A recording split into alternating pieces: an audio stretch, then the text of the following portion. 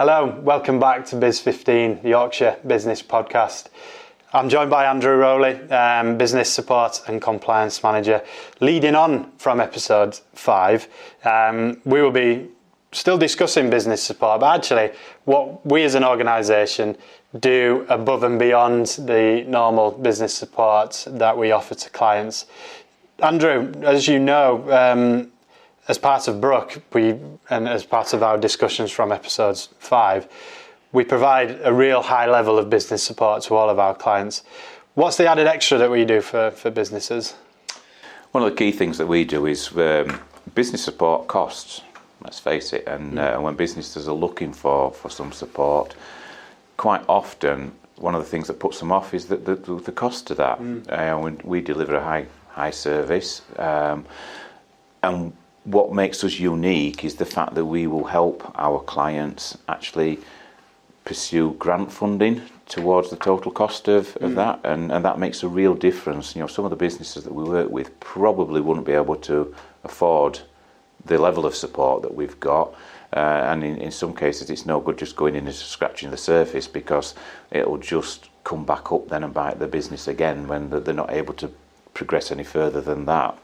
So for us it's a unique thing that we can do, is to have that contact with a number of different funding agencies that enable us to sort of say to the business, yes, we can do this for you, we know we can impact positively on your business, but also we can sort out some funding for you that will ease the sort of bite in your bank balance as well. No, I think it's a major USP for Brook in that we deliver a high level of intervention. We have the wraparound service, which is business support, but we work with so many different funding bodies through local councils, colleges, independent providers to say, hey, Mr. Employer, here's the intervention that you're after, but actually the above and beyond additional extra service that you're going to be getting from us is we'll be able to mitigate the cost down, so we can be ridiculously competitive on price as well.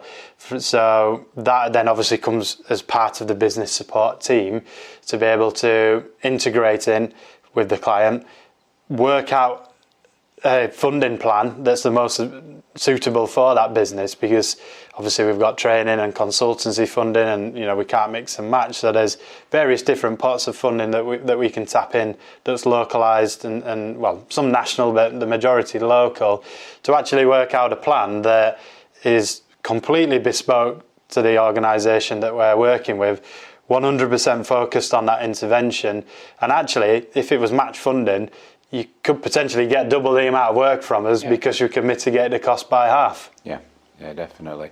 I think the businesses, there's twofold to this. Some businesses don't actually realise that there's grant funding out there, and some businesses are put off through actually pursuing that funding because it can be quite a complex process. And again, I think that's where that definitely ties into our support package, in terms of we take that burden away from them. Obviously the business has actually got to do the application themselves, but we help them with that. We go through it and help give them the details that they need to put in there, and sort of like have a good overview of it, so that once it is actually submitted to the funding body, that it's more likely to get approved and at a good intervention rate. I can't remember who it was, but someone once mentioned to me, it's like doing your tax return.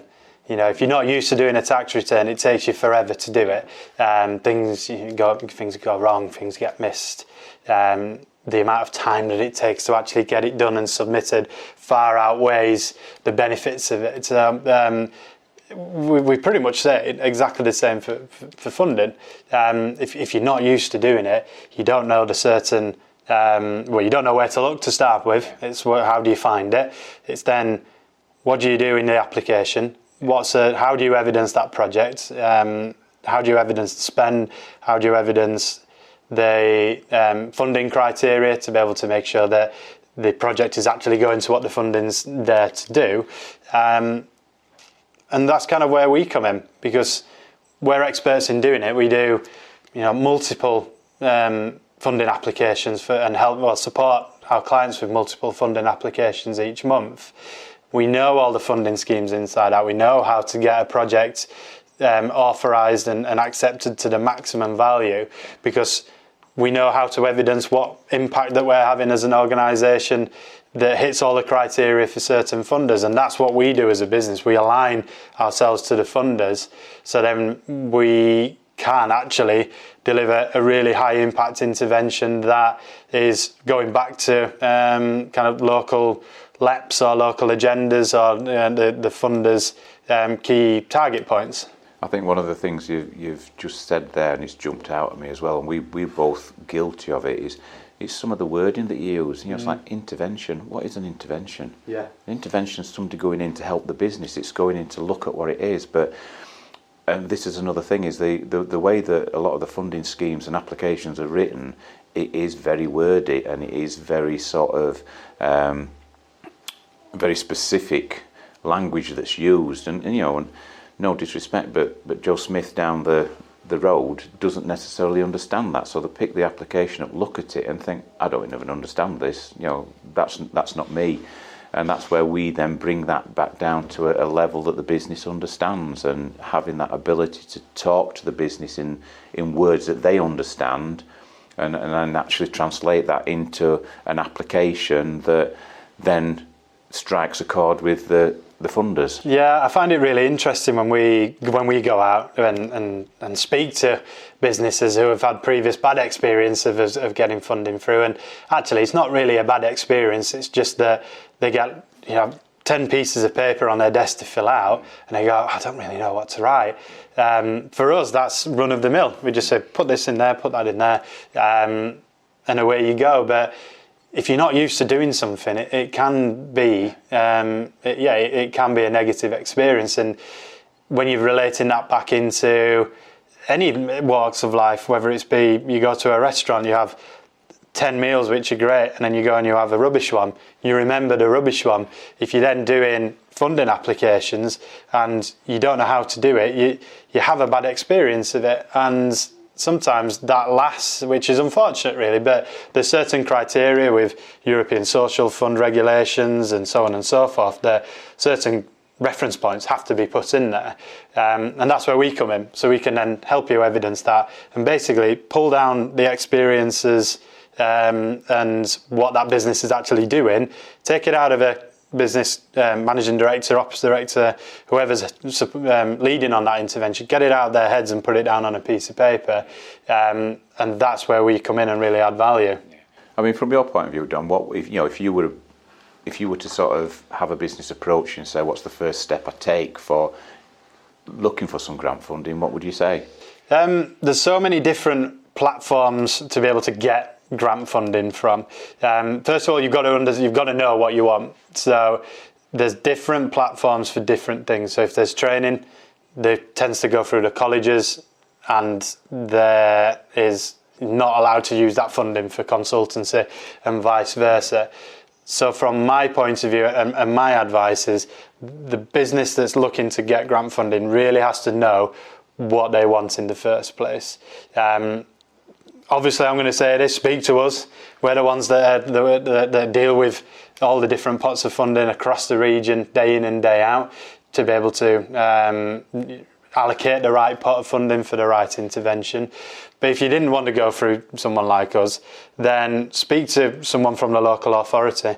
So if someone is a business that's situated in Sheffield City region, so say Barnsley, for example, the Barnsley Council Enterprise in Barnsley team have teams of advisors and account managers called Regional Action Plan advisors, whose job it is to allocate the right funding to the right organisation, and that will then ultimately come to us to be able to then facilitate that. So there's multiple different ways that you can engage with local funding, but really you have to understand what you want in the first place, because if you don't understand what you want in the first place and you engage the wrong provision, you're just going to be wasting your time, which is why it's such a benefit to speak to businesses like us, so we can avoid that time waste and get the right intervention and the right funding pot from the word go. it comes back down to what we're talking about. That's that support level. That's actually having that conversation with the business, finding out what it is they want and translating it into where do we take it from there. And elaborating on what I mentioned around the business has got to understand what they want in the first place. From your point of view, dealing with multiple different businesses, what is it that they actually want? That is the million-dollar question, really. Quite often a business will just say, I need some grant funding towards doing this, and it's, well, doing what? And that is where going back to a phrase that was used earlier, and that's the diagnostic element of it comes into actually digging down. There's a couple of regular themes that come through. Leadership and management is one of the key ones, and we do an awful lot around that. That can come through different aspects. Quite often you've got a business that's set up and has become very successful at what it does, but no disrespect to the people that set it up, is they've not got the business acumen to actually take that business to the next level. They get to the point where they've got more orders coming through than they can actually meet, and they don't want to turn them away. Obviously they want to be able to sort of continue to grow, and that's where they need some leadership training. We also get it where you've got businesses at the other end, where a business has been running for a long while, might be a family run business, they're looking for an exit strategy, but they don't want the business to fold. They've spent years and years building it up, and we work with organisations then where you're training and coaching that next set to come through that can actually work with a business. We've done that with a local business where, very much a family run business, they identified that they wanted that business to continue, wanted some help from us, so we put one of the consultants in to do some leadership training with them, and their exit strategy was probably going to be 5-10 years. They've got to the point already after a couple of years where they're actually physically taking a step back from the business. They're still involved, but the training has got to a point that's such that their staff are now able to run that business on a day-to-day ongoing basis, really. And from my point of view, we as an organisation, Brook, we practice what we preach. We've applied for multiple different funding projects. Most recently, a digital grant which was designed purely for client engagement. So a client integration portal on the website that everything goes through. That is helping us with growth. That is helping us centralise everything from process management. It's automating all of our process and all our documentation.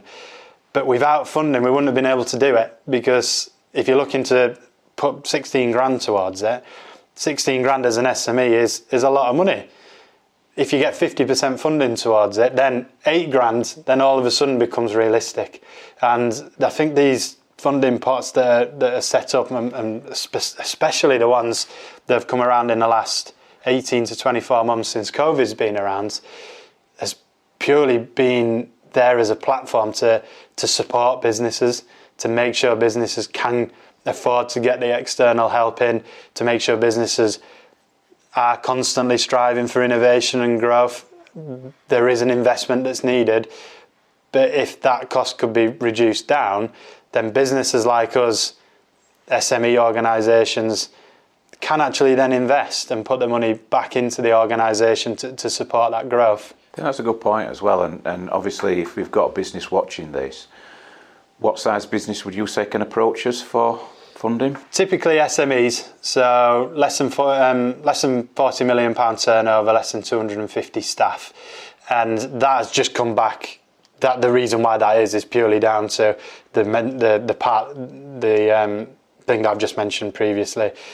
It comes down to costs. So organisations that are an SME hit the SME criteria aren't going to be turning over as much cash, aren't going to be as profitable. So the funding pots are purely there to give them that support. There is funding pots that are open to larger organisations. So you might say, well, we just because we're turning over, £100 million a year, we've still got quite a lot of overheads. We've still got the same risk as what an SME would. But in the eyes of funders, then you weigh up that, well, actually, would a larger organisation of that size and stature potentially need to get consultants in to deliver an intervention when they've probably got them in-house. But they do have capital expenditure grants for new machinery and new investments in organisations. So it doesn't have to go to spend on consultants and